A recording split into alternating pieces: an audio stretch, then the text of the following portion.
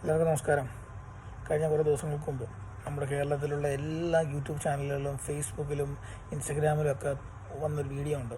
നമ്മൾ കേരളം നടുങ്ങിയ അല്ലെങ്കിൽ ഇന്ത്യ നടുങ്ങിയ ഒരിക്കലും സംഭവിക്കാൻ പാടില്ലാത്ത ഒരുപാട് പേര് അനാഥരായ, ഒരുപാട് പേര് ജീവിതം നഷ്ടപ്പെട്ട വയനാട് ഉരുൾപൊട്ടൽ.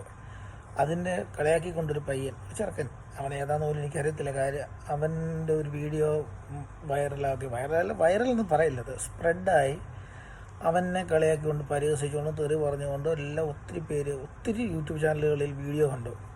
കാര്യം അതിൽ അവൻ്റെ വീട്ടുകാരെ തെറി പറഞ്ഞ്, വീട്ടുകാരെ നമ്മൾ തെറി പറഞ്ഞിട്ട് കാര്യമൊന്നുമില്ല. കാര്യം നമ്മളെല്ലാവരും ഒരു ചെടി വെക്കുന്നത് അല്ലെങ്കിൽ ഒരു വിത്ത് ഇടുന്നത് നല്ല ഫലം കിട്ടുമെന്ന് ഓർത്തണ്ട. ഇത് വളർന്ന് വലിയ കഴിഞ്ഞാൽ അറിയത്തുള്ളൂ ഇതിൻ്റെ ഗുണം എന്താണ്.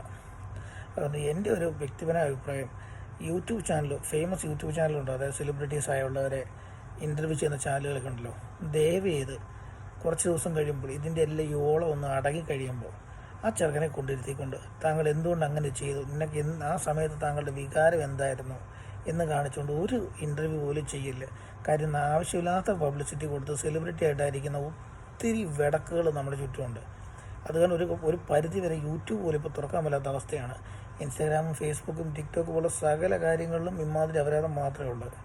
അതുകൊണ്ട് എല്ലാവരുടെ അപേക്ഷയാണ്, യൂട്യൂബ് മാത്രമേ കാണുന്നുള്ളൂ, ഫേസ്ബുക്കും ഇൻസ്റ്റാഗ്രാം ഒന്ന് യൂസ് ചെയ്യുന്ന പോലും ഇമാതിരി വൃത്തികേട് കാണാതിരിക്കാൻ വേണ്ടി. അതുകൊണ്ട് ദയവ് ചെയ്ത് നാളെ 2 ദിവസം കഴിയുമ്പോഴത്തേക്ക് ആ ചെറുക്കനെ കൊണ്ടിരുത്തിക്കൊണ്ട് അവൻ ഇൻ്റർവ്യൂ എടുത്ത് അവനെയും കൂടെ ഒരു സെലിബ്രിറ്റി സ്റ്റാറ്റസിൽ കൊടുക്കരുത് നിങ്ങൾ.